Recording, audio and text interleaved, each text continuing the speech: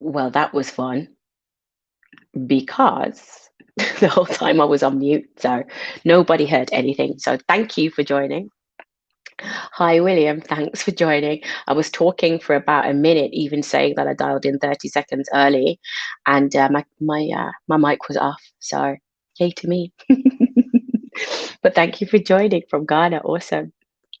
I'm going to put you up here on the screen so that people can see you too.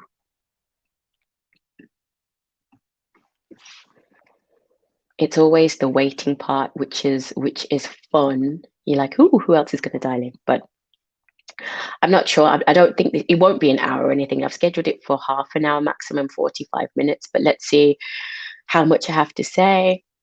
Hello. How are you doing, Mama? Lovely to see you as usual. Thanks for your support. And as it's me just talking, I think I posted in my post. I said, feel free to ask questions. It's always nice having co-hosts because it makes it a little more interactive than me just talking all the time. Not that that's a problem, but still, um, you know, it's still always fun to have some interaction. Tell me what you think. Tell me if you have any questions, if it makes sense, if it doesn't. Feedback is good, definitely at this point. And I hope you've all had a nice lunch or having nice lunches and having coffee or tea or whatever to get the day started well, or I should say, get the afternoon started well.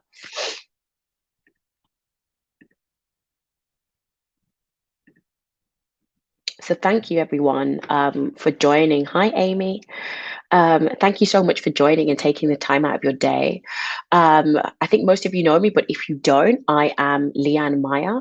I run LM Consulting, which is a management consultancy that specializes in gender representation within senior management, but also within leadership, focusing on gender equality, but also because, as you can see, it's what's very important to me is that Black women don't get left behind.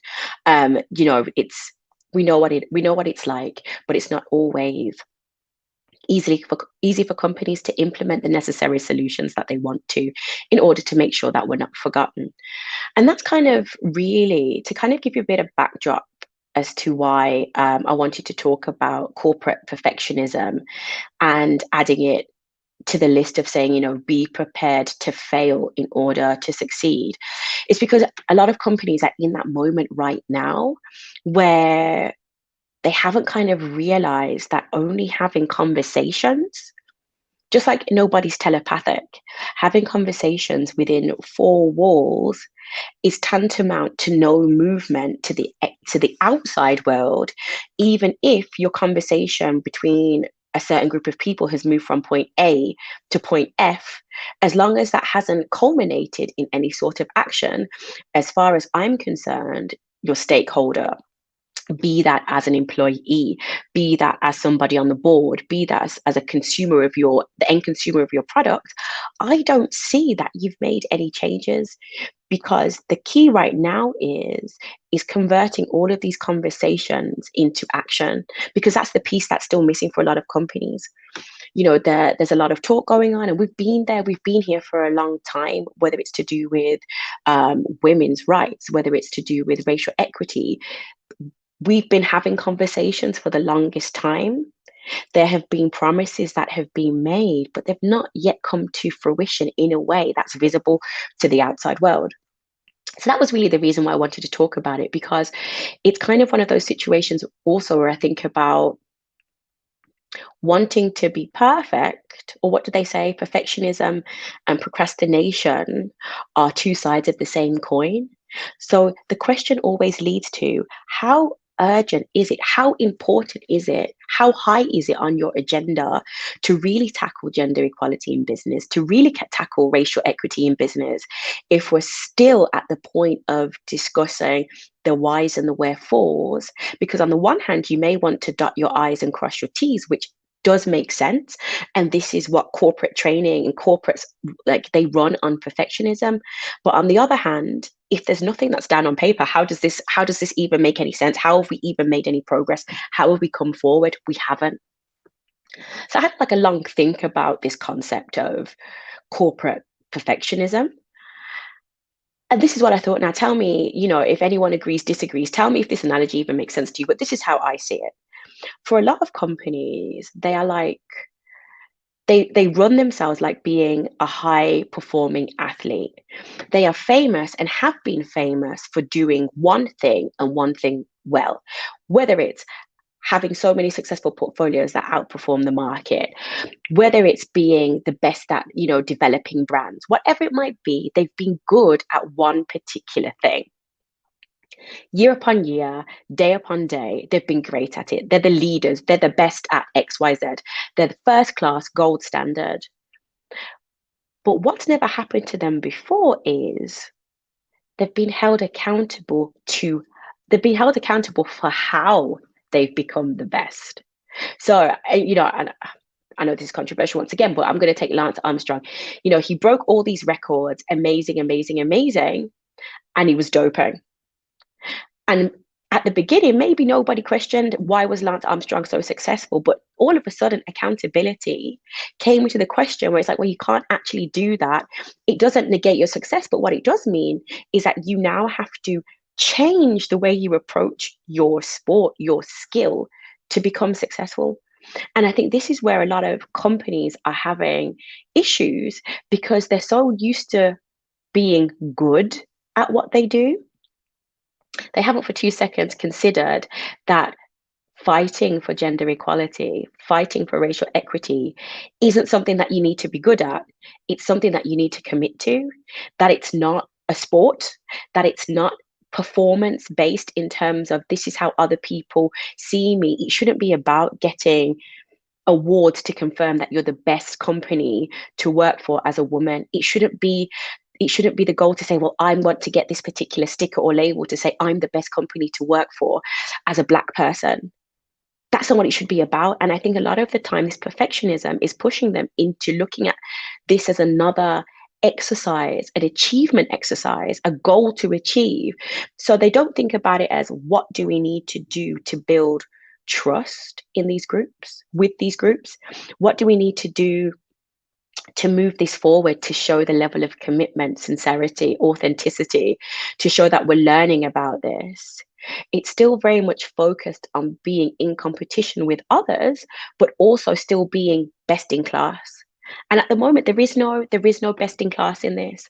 All there is you showing that you actually going to change, that you care about this change, that you understand that particular groups of people have been marginalized, excluded, ring fenced from opportunity, access, and success.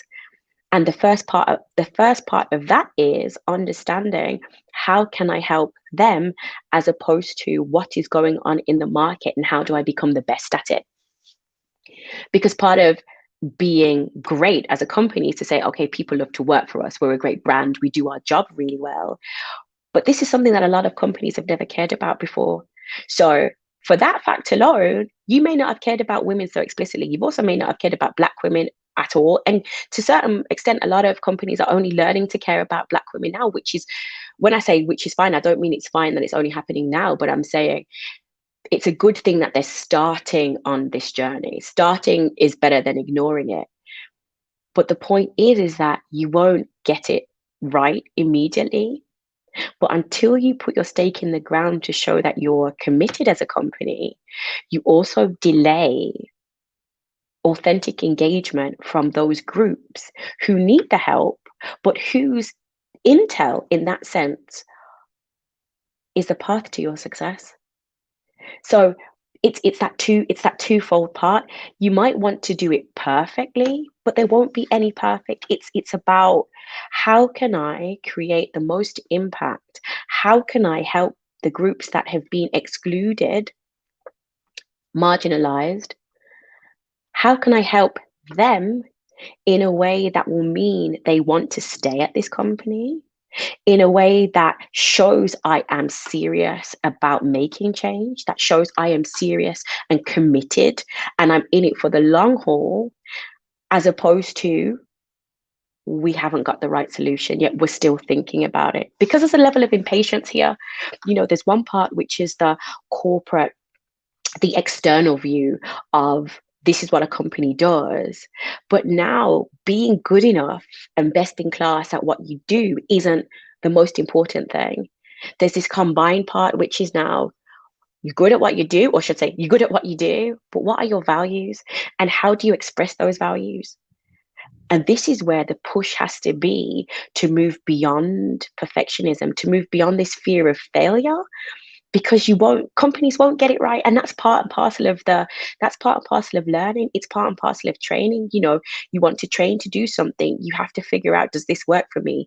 And in many cases, it's trial and error, but there will be a lot more understanding internally and externally if you say, listen, I'm trying this. I hope it works. I don't know whether it's going to work. There are no guarantees, but it's better to try than to not try at all, and move into actively trying. It doesn't work, I pivot, I try again, as opposed to still having theoretical conversations as to how to achieve a hole in one, having not even learned how to play golf. And that's the part where it's really critical that companies start to think about, how do we get to the point where we understand not only the problem, but how do we understand what is the next step, the next most logical step that we can take? We know it might not be easy. Thus far, we also know that we might not have instilled or encouraged any sort of loyalty within our female employees, within our Black female employees, within Black employees, full stop, up until this point. So that might just be the first point to start. The first point might be, do you know something? We have to put our hands up and say, we haven't been great at this. How do we engage? How do we engage? Because as long as the focus is always on being the best at it, you lose the journey, you lose the interaction, you lose the authentic engagement, and you also lose the opportunity to engage with those who can truly help you be successful at this. This is the best part. You have to really be prepared to say, I don't know what I am doing. And when I say engage with those, and I'm not saying for a second that it's about, trying to find a way to ask, women or Black women to come up with strategies within your company to do the work for you. No, that's not what it's about. It's about saying, I don't necessarily know how to engage with you. I haven't tried to engage with you. I know that I want to help you, but I don't necessarily know what help looks like. Because if it's always focused on perfect output, that means that the people who need to be in the room won't be in there, because this is going to be a theoretical exercise looking at, well, how can we achieve XYZ? What will make us look good? What makes us look good and what makes us look perfect are rarely things that come together. It's that part about, I remember a trainer said to me, and it's true, he's like, Leanne, if you can talk during this process and your face isn't red and you're not sweating, it means you're not working hard enough. And at the beginning, I was like, well, I am working hard. It's like, well, clearly not hard enough. Because if I was working hard doesn't always look pretty. Seeing the woman in the gym with the perfect bun and the perfect makeup, she hasn't trained that hard, or she's deliberately gone and put her makeup on afterwards. And this is the point. It doesn't always look pretty. So if the aim is only to be perfect and to be good and to be competitive with other companies or against other companies, then the goal in and of itself is the wrong one, because it's not going to be pretty all the time. It's going to be ugly sometimes. The conversations will be ugly sometimes, but the payoff, bear it in mind. I have to say this has to be caveated with the working hard in the gym means I also don't have my six pack yet, because I also didn't, always keep up. But the point is, the working hard is part of the process. Getting it wrong is part of the process. Falling off the bandwagon is part of the process. It's never about always being perfect. It's how do you react in the face of failure? Do you decide, okay, well, we've tried this, it didn't work, I'm going to go back again. And I'm going to try again. And I'm going to ask for honest, open feedback that I know I will get, because I have also built a system in which all the people who I'm going to ask feedback from, they don't feel scared to give me their honest feedback. because the goal has to ultimately be to help those who need help. But before you can even move along the curve, there has to be a concept, and there has to be genuine trust. Because without the trust, then you won't get the information, you won't get the intel that you need. But if it's only focused on doing this the best, being the gold standard, being the benchmark to all other companies, you can try and be that, but you have to make sure you're really putting in the work that your employees also can validate and say, well, hey, I work at this company and they really have got my best interest at heart. They've done something, because it also can't just be that everything you do is externally facing. It can't also always be that everything you do is headed or faced by somebody who's black to make it right. It has to be from it, the let's say it has to be socialized by leadership. So leadership have to say, hey, we're going to commit to this, we're going to do it, but it involves engagement. And it might just be that moving away from perfectionism means that the first step might be a small one, but small isn't the size of the step, isn't the problem. It's how many steps do you take to follow up with it. You could take one small step, but if you keep taking small steps, it will add up to something. But taking none at all and being in this paralysis of perfectionism paralysis also doesn't help. And this is where companies have to start to look at opportunity versus inaction,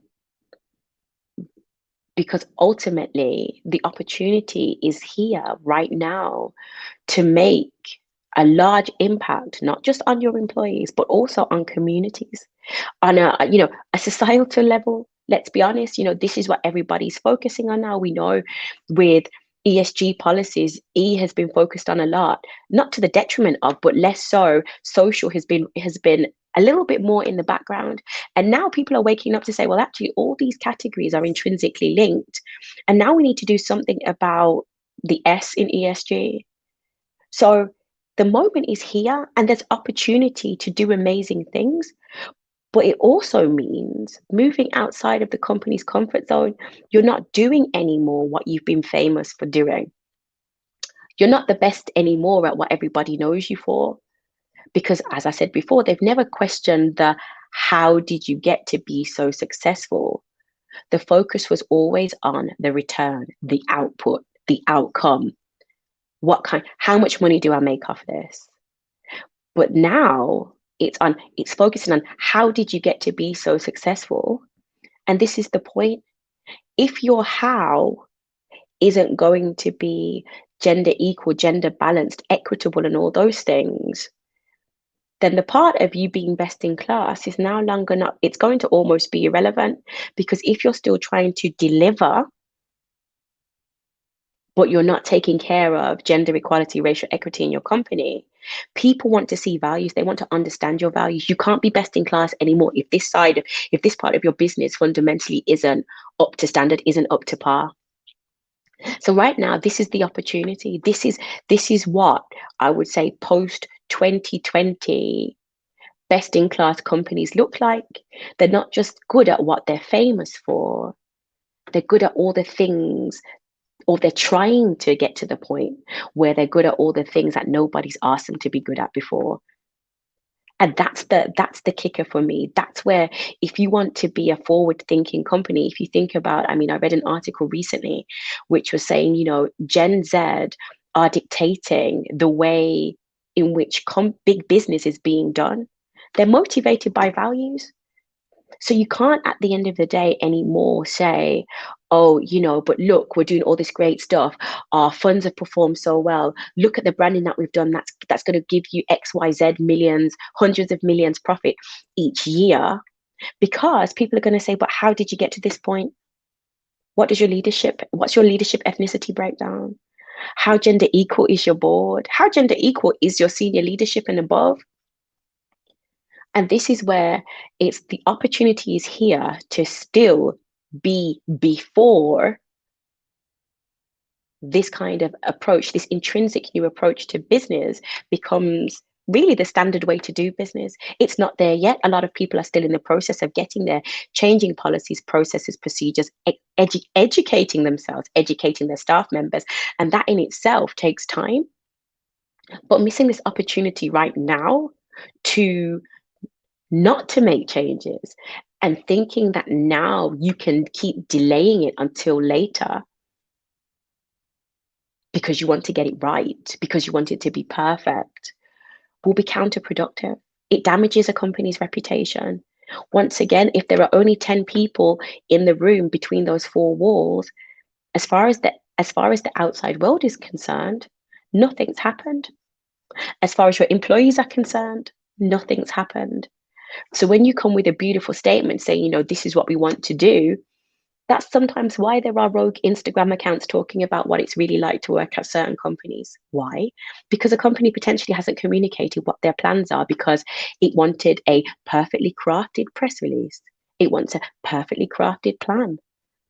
But there's nothing that we can do perfectly right now. It's trial and error. As a company, the companies are learning new skills. They're learning about where their value, how their real values can be expressed, but how can they express them and still make sure that everything they do is gender balanced and racially equitable. That in and of itself, just splitting those two categories, racial equity and gender equality, those two just separately are a load of work in terms of how they now need to approach everything they do differently. So no one's expecting change overnight, excuse me. But we have to start somewhere. And that the goal always has to be, let me push through, let me keep learning. Because I mean, if you think about how people talk about agile business, lean businesses, what do they have the ability to do? They have the ability to see how things are going and pivot. None of this is, this is not, I don't know, the 1400s where everything's etched in stone and then you have to break the stone and carve it out again. There should be the flexibility, not only in thought, but also in deed, to say, we know that this is a process. We need to keep refining this process, but we also need to create the space to get honest and open feedback so that we make those changes that are required, even when it puts us out of our comfort zone. Because guess what? Doing a great job isn't easy. I'm going to pause here because I've got a few comments, so I'm going to put some of them up. I'm not sure who this is, but thank you. Right. It is a continuous process and it requires patience. And I'm going to add to that, it requires patience on both sides. So if you belong to the minoritized group, it's also to understand that the change might not be, as a Black woman, you sit there and you want the changes to be tomorrow. It might not be tomorrow. But what we also know is companies can and do express their opinions when they think it affects their bottom line with a swiftness like no other. So the point is, if this is really on the agenda and this is really important, then you have to say to yourself, well, how quickly are they going to start? It might not be the finish. It might not be in the way you need it to be, but the point is starting, and quick starts can happen. And then refine, because you're right, you do need it. You have to listen, you have to learn, you have to understand, because that way you can have discourse, mutual engagement, mutual feedback, because everybody stands to learn something. Everybody stands to learn something. There is no part of this process in change where anybody, and when I say anybody, myself included, there's no part of this where you can say, I know it all, I've arrived, I can forget about it, like I'm good. This is a continuous process. Absolutely. Right. And then I'm going to put you up here, Mama. We always learn from experience. And if you do not try, you'll never get that experience that make you successful or fail. And when you fail, then be ready to try again. Related to inclusion, gender equality, and racial equity, as well as giving opportunity to Black women, you have to acknowledge that you don't know how and be ready to make changes for it to happen. Couldn't agree more. And I think we also have to get to the point where we realize that having a conversation is an action. Because I think, as part of I can even say to like my corporate experience has been, I've been on projects and we've been in 20 different meetings about the same thing. And it's taken 4 or 5 months and there's still nothing happened in those 4 or 5 months. And then it's like, okay, when we get to the end of this meeting, we're going to make the notes, we're going to make the minutes, and this is what we're going to discuss in the next meeting. But in between those two meetings, nothing's happened. Nothing concrete's happened. There's nothing that we can refer to. And I think this is the part of moving away from this fear of action and actually moving into doing something, because taking meeting minutes, having a meeting, and purely strategizing doesn't change anything, especially when the strategizing is being done without anybody who belongs to the target group is in the room, right? And I think that's kind of the sometimes part of the, and it's not just a corporate thing. I think this is sometimes part of people's personalities. Part of, there are some people who feel protected in planning, and that feels like action, and creating a 10-point plan, and then getting to the end of the 10-point plan and then creating the next 10-point plan makes them feel as though they're doing something because it's closer. But once again, if that's only behind closed doors, who knows that that's even happening? It's the difficult part, but it's the necessary part for a company to, oh, hi Flo. It's the part where you have to say companies need to come out of their own comfort zone and and also, be vulnerable, because it's not easy saying I've always been known for being the best or the top or whatever, and all of a sudden saying, well, guess what? I kind of have no idea about this. That's not easy. It's not easy at all to admit that you don't know,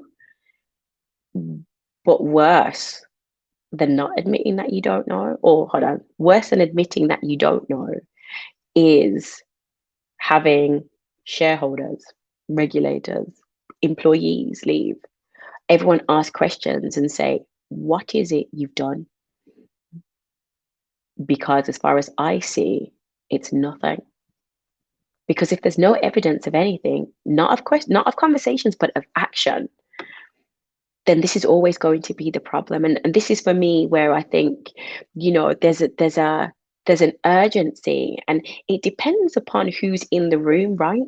Because if you have a strata of the company. And when I say a strata, I don't just mean in terms of seniority, but I mean Black people, white people, people of color, men, women, everything, like everybody in one room to discuss where they see, how they see the company, where they see the company going, how they understand the company's values.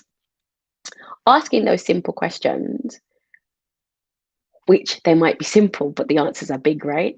But having all different types of people come together and answer the same questions is one of the quickest ways to reveal where the difference and the gap is in terms of perspective, in terms of how urgent it is the company needs to make change, and also what the general opinion is.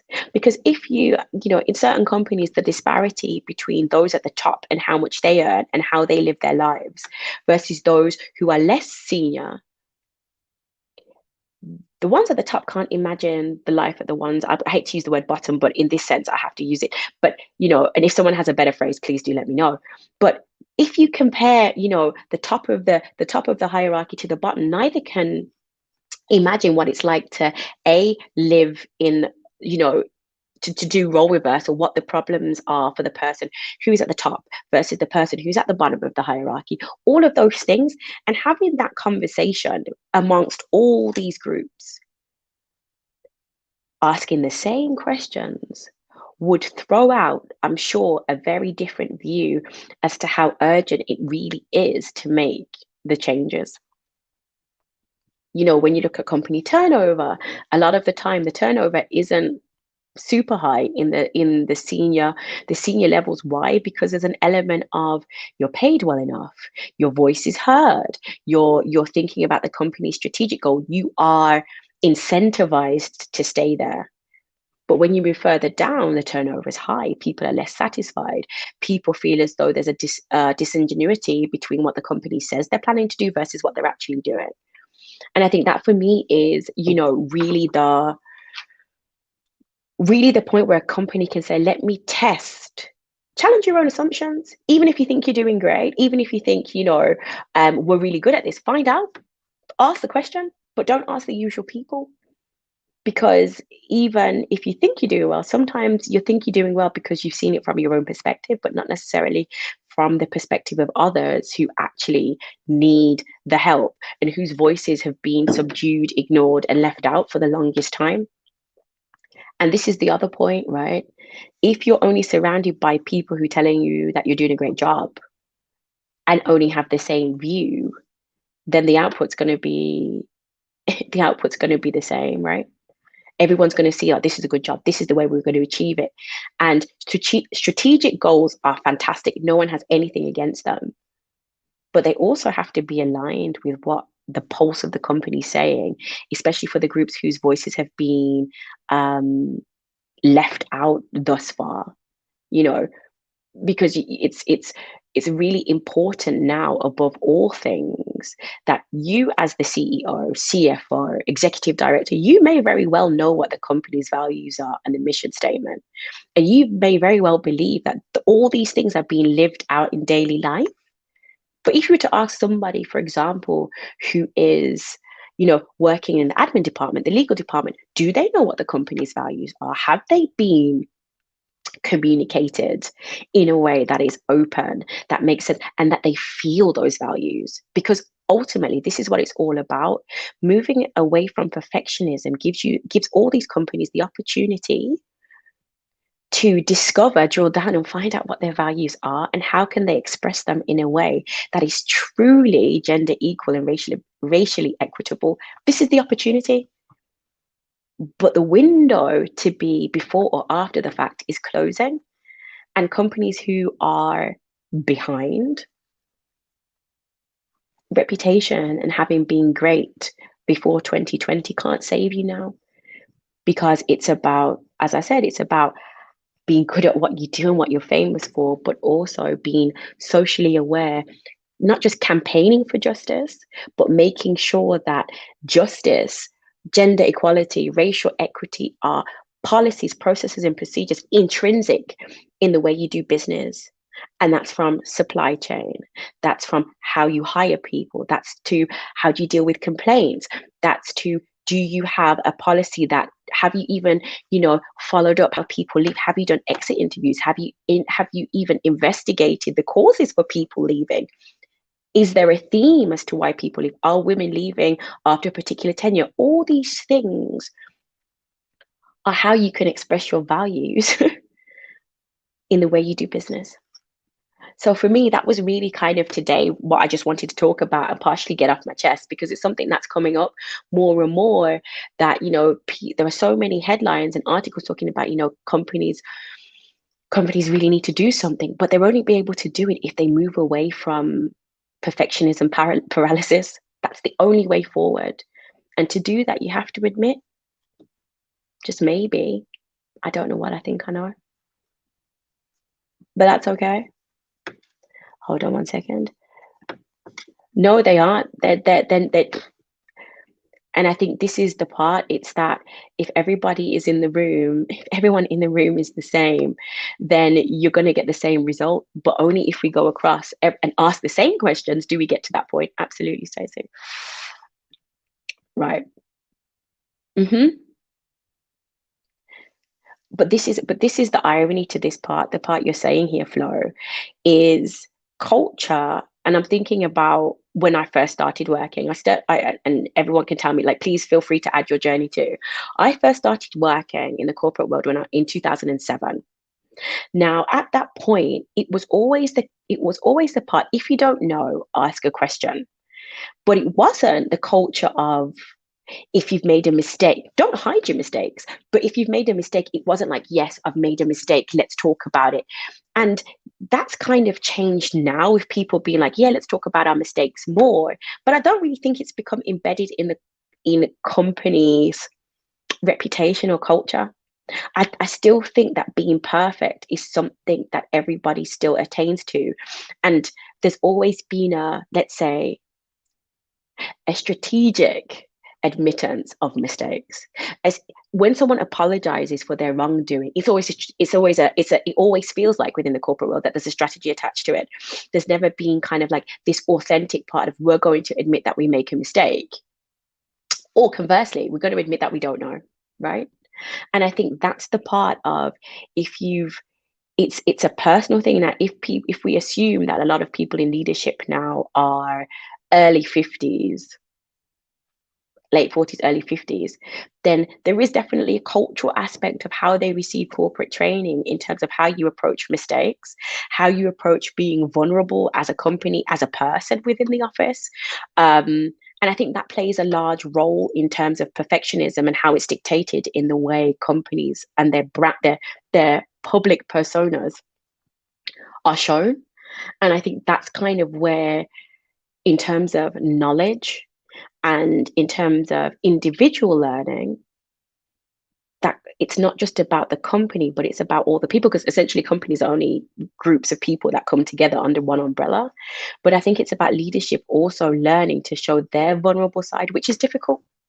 We all know it's difficult. It's not easy to be vulnerable, but at the same time, you can be vulnerable, and it might sound a little bit crass to say this, but you can be vulnerable and still be profitable. But if you avoid the vulnerable, and I mean authentic vulnerability, not fake, but because you can't be fake for ongoing, it will show in the way you do business, it will show in the results.